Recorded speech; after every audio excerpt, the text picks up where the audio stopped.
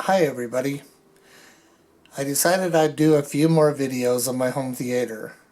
Some of the things that I've done in my theater are a little unorthodox, not the way everybody else would do a home theater, but it's the way I did it, and I love it. It's worked really well for me. Like I said before, my theater's 20 years old. I built it 20 years ago initially, but here just a few weeks ago, I remodeled it, repainted, changed some things, added some things, made it nicer, made the screen bigger. I decided I'd do a few more videos kind of pointing out different aspects of the home theater. Things maybe you would like, maybe you won't like. Everything in my theater I've pretty much built myself. Real do-it-yourself. I've tried to do everything on a budget. A lot of my equipment is refurbished, manufacturer refurb, that I was able to get really good deals on. And all my speakers are homemade speakers, but I truly love them. I love the sound that I get from them. I love the performance. I love everything about it, and I love the fact that I built it. So I thought I would make this video about my speaker system. Kind of go over all the different channels and what I have to show you about them. Okay, to begin with, I thought I'd go over all my speakers and show you exactly what I've done. My home theater is kind of darkly lit up front. As you can see, majority of my lights are at the back of the back half of the theater, and that's the way I designed it, and that's the way I wanted it. So the front part is is nice and dark, so I can have the lights on and still enjoy the movies if I wanted the lights on. But regardless, so we're kind of dark up front, but I'm going to try to do my best to show you what I've built. My front, left, and right speakers are Dayton Audio 5.25 mid-range, and I've been using for the last 30 years these Radio Shack Superdome Mylar tweeters. I love them. They sound beautiful. They've been really good speakers over the years. I do have one of my rear tweeters have gone bad, so I bought two of these off of eBay. Have one for backup, but the one to replace one that's bad. Over the years, over the 30 years that I've had my speakers, since I built these speakers, I've raised 4 boys. Now, you know, kids and speakers are bound and determined to push in the dust cone.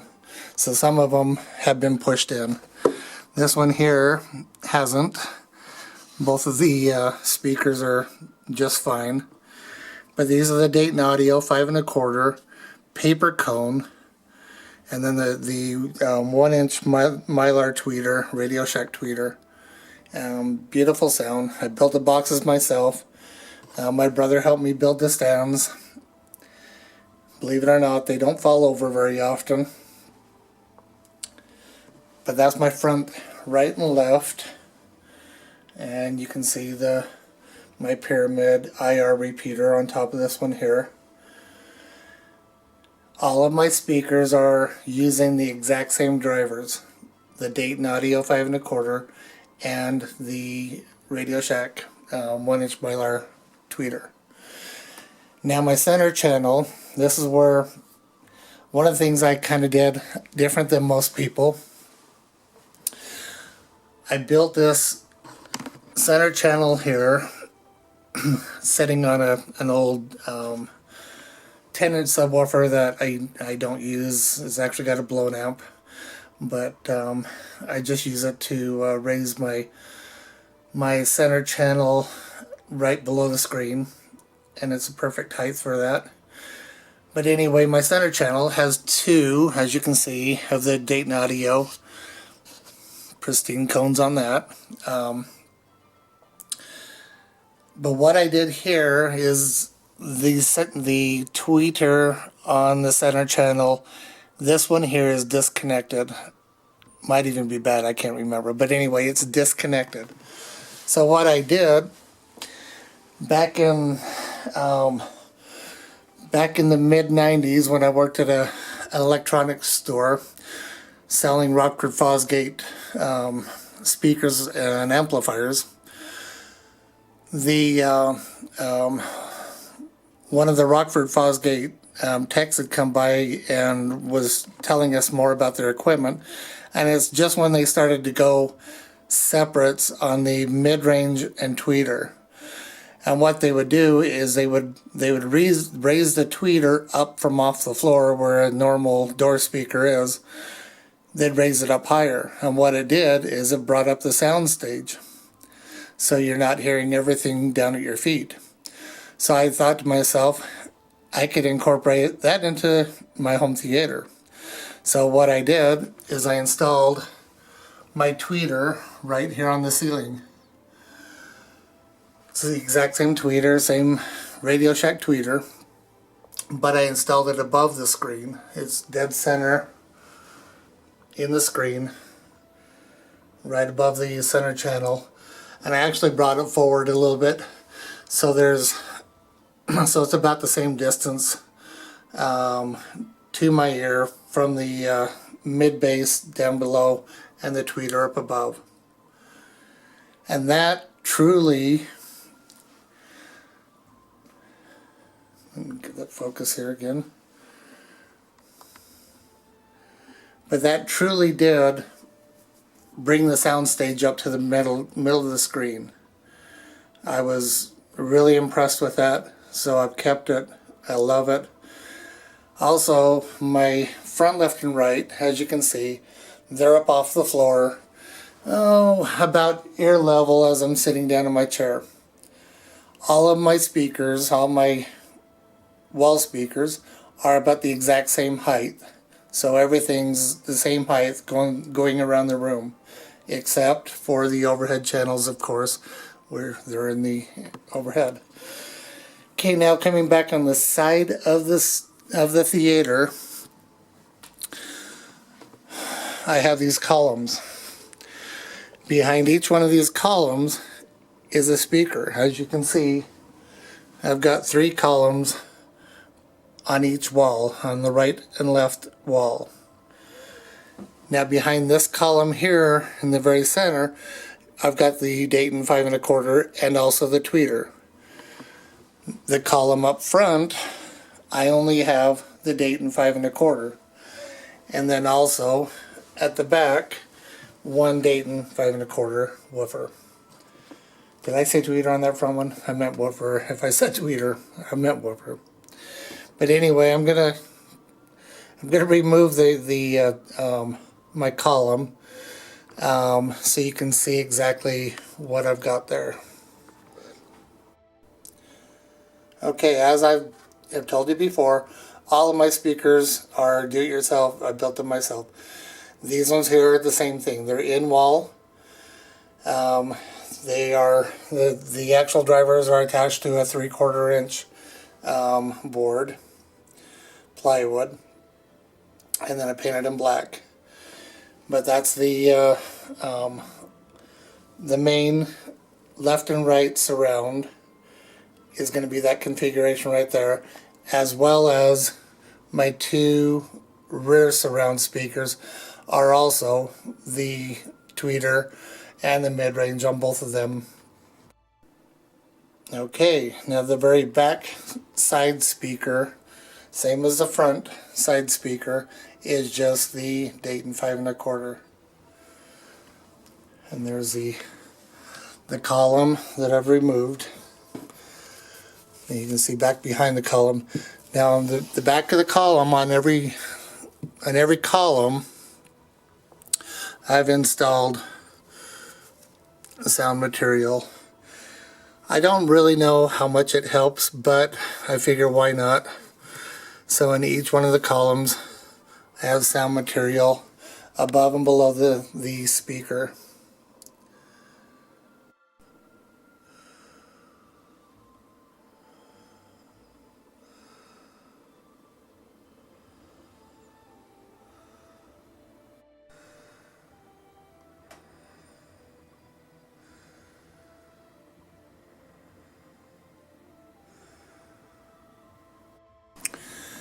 Okay, now you might be asking, why do I need 3 sets of speakers on the sidewalls?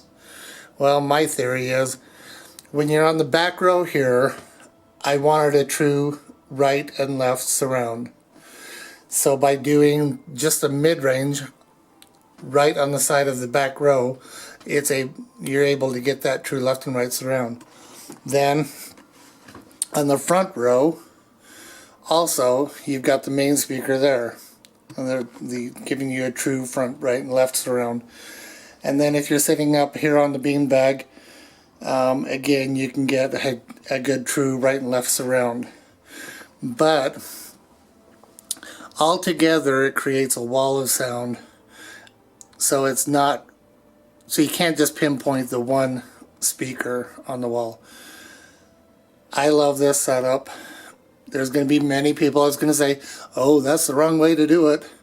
But this is the way it's done in the theater, and it's the way that I've chosen to do it in my house. Now the 2 rear surround speakers, I actually, when I installed these, is back when Dolby first came out with the Dolby Digital ES and also the DTS EX. Now at that time it was considered 6.1. It was mono on that rear channel. So when I originally installed those speakers in the rear, they were mono rear channels. If I did it today, if I was to reinstall them today, I would have put them out probably another foot or 2 wider between themselves to create a little more left and right surround. But it still works out really well, so I've left it as is.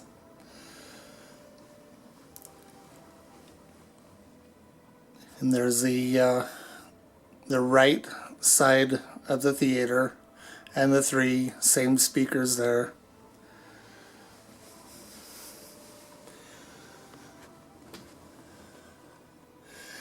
The material that I use for my column, I bought at Joann's, and I love this material. It's got kind of a sparkly shine to it, completely audible, transparent. And it works out really good. It gives it a nice, kind of a rich look.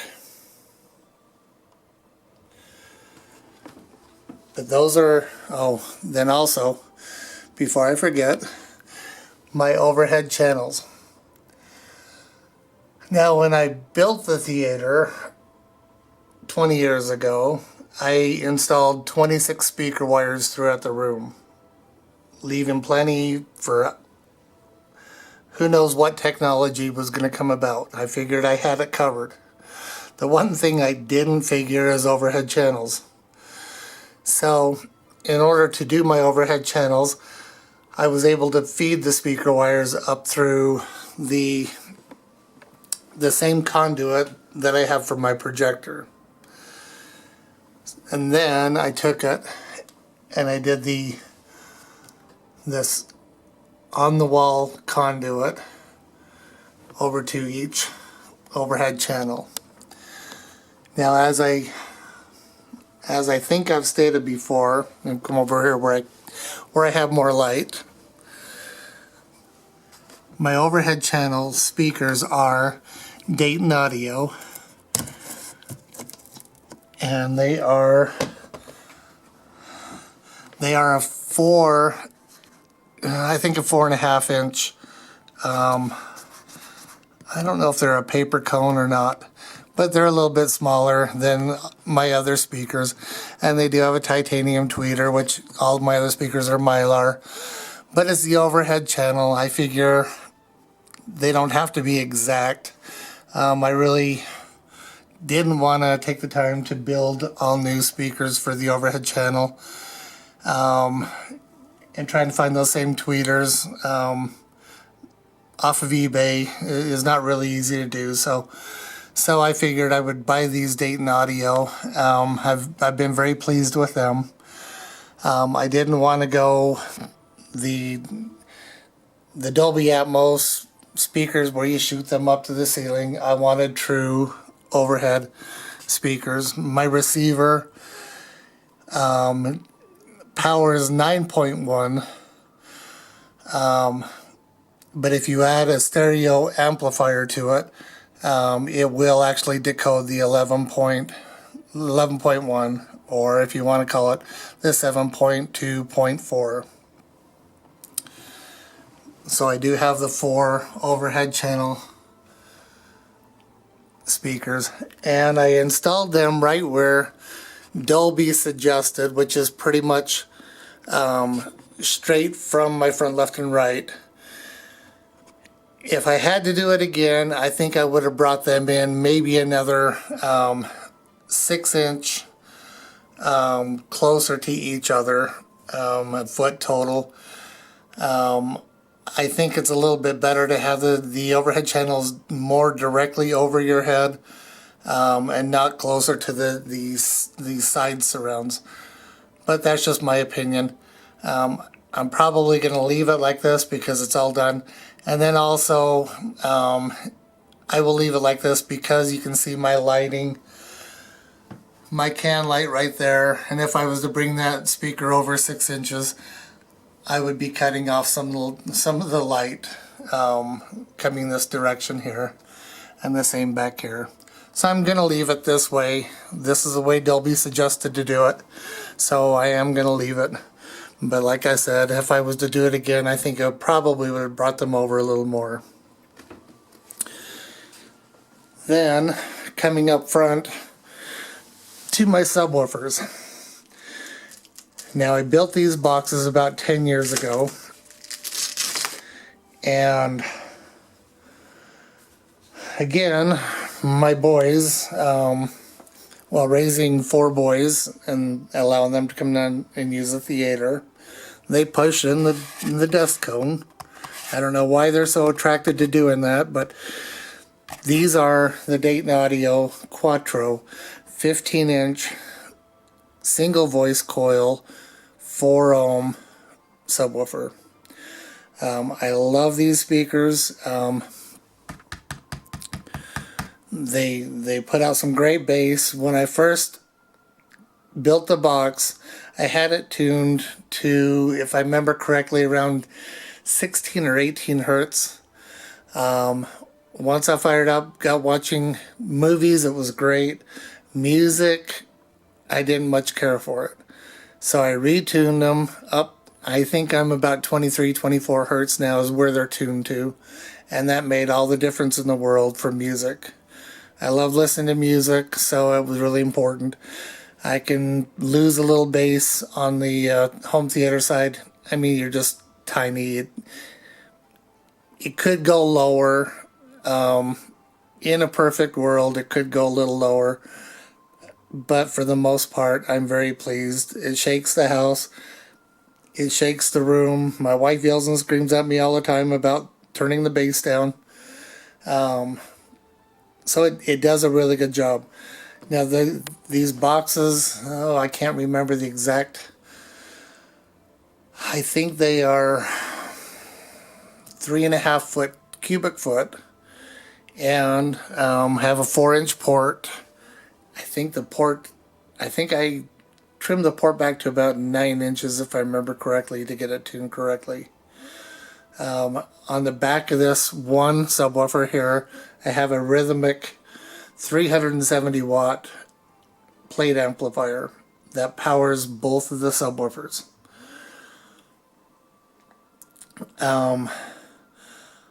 Because they're a 4-ohm speaker, in order to power two of them, I have the choice of running 2 ohm or 8 ohm. When I have it set up to 2 ohm, the plate amp runs pretty hot. It hits really hard, really nice. I do like that. But if I'm down here watching for hours and hours, the plate amp does get awfully hot. So I decided to run 8 ohms so the plate amp isn't working nearly as hard. It still hits really nice and hard. Does it put out as much bass? I don't know, it's debatable. You turn the volume up a little bit more, the plate amp runs nice and cool, and it still shakes the house. So that's what I chose to do on it. We built these grills to go on the front of it.